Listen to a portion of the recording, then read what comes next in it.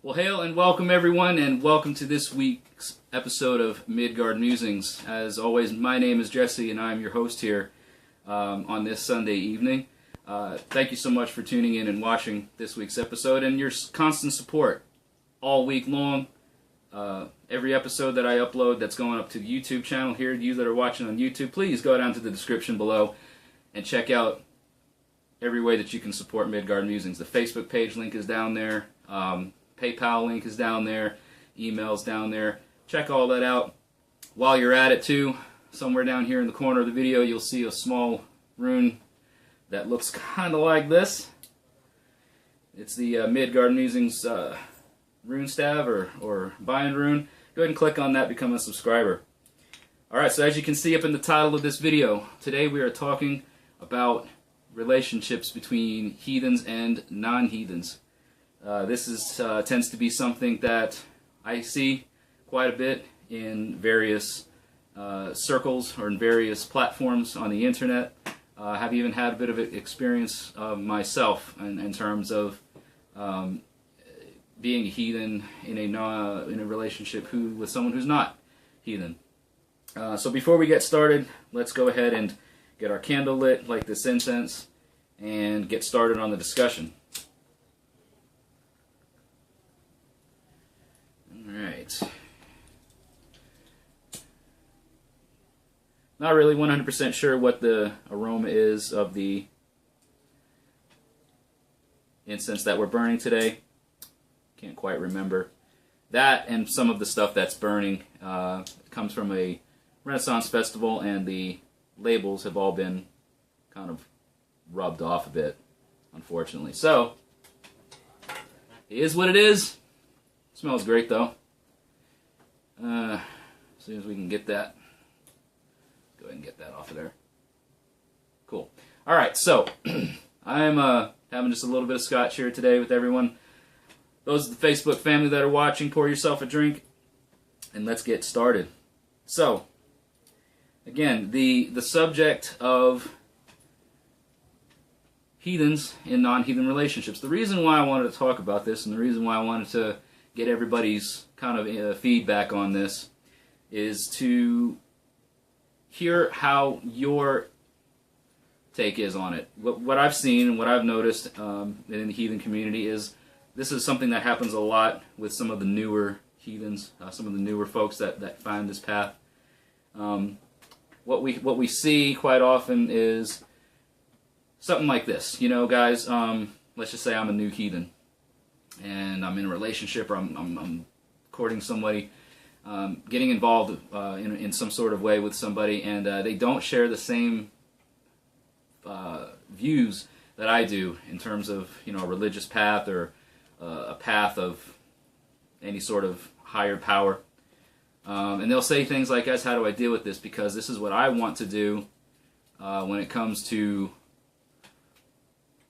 whatever it is, whether it's a funeral, whether it's a wedding, whether it's celebrating of a holiday. I want to celebrate it this way, but my spouse or my boyfriend or girlfriend or significant other, whatever, who I care a lot about, doesn't share the same beliefs. They don't want to practice in the same way. They don't want to, you know, observe the same practices as I do. And the question is, you know, what do I do? How do I deal with that? And for me, I know I've been a practicing heathen in this aspect as a Norse heathen now for just over 3 years. That's really when I truly answered the call and sort of putting focus into this path more so than I did before, where it was just kind of a casual interest, something where I actually took the path that was laid before me and actually got onto it and walked it, right? And then, so in the interim, you know, the woman who I was seeing at the time and who is now my wife, she's not a Norse pagan or doesn't necessarily follow the same things that I do with regards to honoring the gods or the ancestors or the land whites or, you know, what have you. Not really Christian, not really atheist, not, you know, there's not really label to it. But there's a lot of people out here who do, and they do share relationships with people who are of a different path. There's plenty of pagans out here that are in relationships with, people of Christian beliefs or other monotheistic beliefs, whether it's, Islam, Christianity, whatever, Judaism. There's also individuals out here who may be, I'm a Norse pagan and she's a Wiccan, or I'm a Norse pagan and he's a Druid, or, maybe doesn't have any path, maybe doesn't have any religious path that they're following, for instance, maybe agnostic or atheist. And they're saying, well, how do I deal with these, this kind of seemingly conflict of interest, if you will. And my best thing, and this is strictly for me, it's not to say that, well, this is what you should do because this is the right way or this is it. This is just kind of what I've taken and how it's worked for me. So maybe it works for you, maybe you've got something different going on, and maybe you found a different way of making it work. But for me, I decided to stay true and to follow a path that I was committed to, and as long as I was up front and let the person who I'm with know, like, hey, this is what I'm about, this is what I believe in now, there's no confusion in my mind as to the path that I want to follow, and I'm going to follow it. Then they can decide if they want to, be supportive of that or not. We have to be true to ourselves. And that is something I feel that is sometimes lost, or not so very strongly considered, especially when it comes to a lot of the newbies that are discovering this path. Because a lot of them come from a background of, Judeo-Christian beliefs, where they feel like there's one right way and one wrong way, and there is no middle ground. And so they feel like there has to be a right way to do this, and there has to be a way of doing this that's the way. And there simply isn't, because what works for one doesn't work for the other, and what works for them doesn't work for us. So there's no dogmatic sort of result at the end of it all. Be true to yourself. That's the best thing that I can say. I'm true to myself, and I'm true to the path that I want to follow. If the person loves you and the person wants to make it work for you, then one of two things will happen in that aspect. If they want to make it work, then they're either going to, A, look to follow the same path that you're following because they're inspired by that and inspired by your actions, and the gods maybe are calling to them, or they want to be a part of that in some way. Either that, or they're going to say, you know what, that's cool, you do you, and I'm going to do me, and let's just be our own selves together. There's those two options, or they'll be like, I don't want anything to do with you anymore because no way, Jose, I don't agree with that, I don't jive with that, that's just not me, I don't want to be with somebody who does that. In which case, ones have to consider why they got involved with this person that way to begin with. Now, one thing that can happen is that you've been involved with somebody and you've now been called to this path in the middle of your relationship. So what can sometimes happen is it can appear to the other person that you're changing in a way, that you're totally abandoning the lifestyle or the persona that caused this person to fall in love with you or to become attracted to you to begin with, The best thing that I can say to that is openness and honesty, because that is something that should be paramount in any relationship with anyone of a romantic nature, whether it's, to whatever level. If you are interested in someone in a romantic way, then one of the most important things that I feel should be present, especially up front, is honesty. If halfway through your relationship or 6 months into your relationship or whatever, you feel like you're being called to this specific path, let that person know. Say, look, I'm discovering something that speaks to me. I'm discovering something that causes me to find value in things that I didn't find value in before. It's causing me to think about things that I hadn't thought about in ways that I hadn't thought about them. Whatever it is, just be open and honest with them. And that person should, if they truly care about you and love you in the way that you love them, would respect your truth and honesty. And then the relationship could go, like I said, one of two ways. They'll either adopt the path themselves because of the interest that you have, or they'll stay neutral and be willing to stay with you regardless, or they'll say, sorry, that's not for me anymore, and best of luck to you. Now, in my case, one of the first has happened. You know, I'm a Norse pagan. I follow follow what I believe is the way of honoring the old Germanic gods of Northern Europe, and the ancestors of mine and the land whites around me and stuff. I follow a path that adopts those mentalities.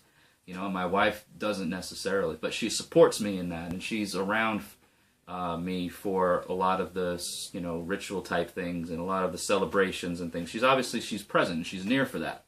So she supports me in that, and that's important for a lot of us. You know, we want to be with somebody that we feel can be not just necessarily supportive, but validate what we do. But not that we need validation for that, but we like to feel that the person that we are connected with in that way supports us. You know, so my answer to these people who are saying, well, what do I do now that this person doesn't agree with me, or I'm not, you know, doing the same thing that they're doing, they're not doing the same thing, what do I do? My answer would be just do you. Do what it is that you feel is the right thing to do for your path, and be open and honest with the person that you're with, and they'll accept it or they won't. They'll accept it and become a part of it, or they'll accept it and they'll just kind of remain neutral about it and let you do your thing and they'll do theirs, or they will, you know, not want anything to do with you.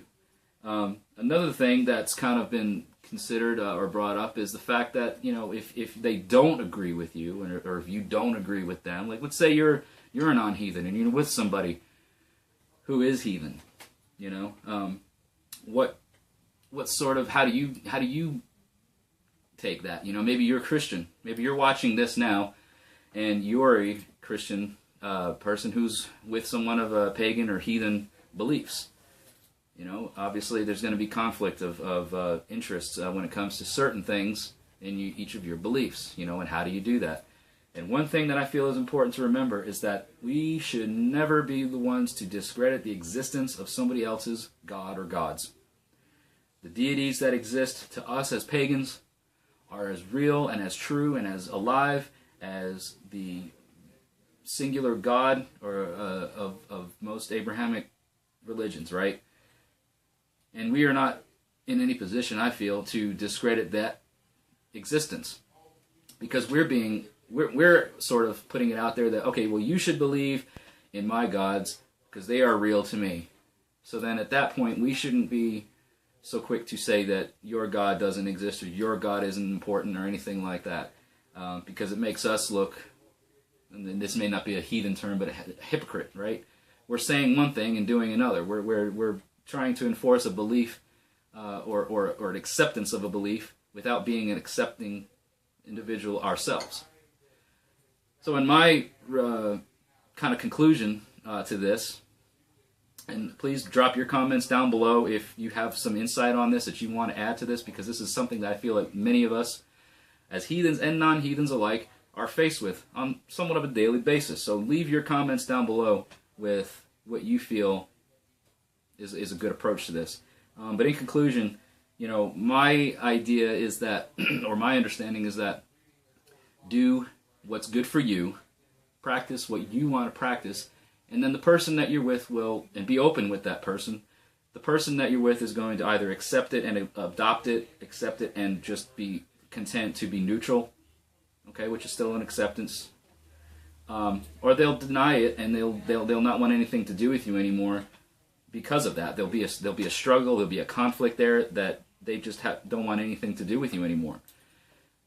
One of those two or three things is going to happen, and it's really not up to you to decide which one that is. So if you're new to heathenry, or if you're with somebody who's new to heathenry and you're trying to wonder, how is this all going to work? How are we going to work as a couple based on our differences of opinion? You know, I want to celebrate a holiday in this way, and this person wants to celebrate it that way. That is something that you're going to have to figure out to work out between yourselves. There's no one right way to say it. I personally like to say, all right, well, you know, when it comes to, like, let's say a wedding, for instance, you know, I'm a pagan. I want to have a pagan wedding. Well, my wife is going to be, you know, or my husband, whoever, the other person I'm marrying, they were brought up Christian, and they're not really adopting my pagan beliefs, and they want to have a Christian wedding. combine the two and maybe do a little bit of both in some ways, ceremonially speaking, you know. It's been done before, nothing wrong with that, because, again, they are wanting to honor the path that they follow, and you're wanting to honor the path that you follow. Why not do it together? Why not work together and be proactive in that aspect? So, guys, that's my thought on relationships between heathens and non-heathens. I'm anxious to hear what your thoughts are. So please drop a comment down in the description below. Be sure to become a subscriber to the YouTube channel. Right up here you'll see the floating Midgard Musings symbol. If you click on that, become a subscriber. This isn't just one thing that I do every week, it's something that you'll become a part of every week as well. And if you don't want to miss a video, be sure to click the bell notification down there next to the subscribe button, so that way you get notified each and every time that I upload new videos. Everybody down here in Facebook land that's watching live, don't go anywhere, because we're going to have a discussion. We're going to turn things off here on the YouTube channel. Those of you that are on the YouTube channel that want to become a part of the live discussion every week at on Sundays at 7 o'clock, just follow the description down there to the Facebook page, like the page, and you'll be notified every time I go live on Facebook. So thank you guys so much for watching. You guys stick around, because we're going to have a little discussion here. Appreciate your support. Appreciate your support. And I'll see you all again in the next video. Hail and thank you.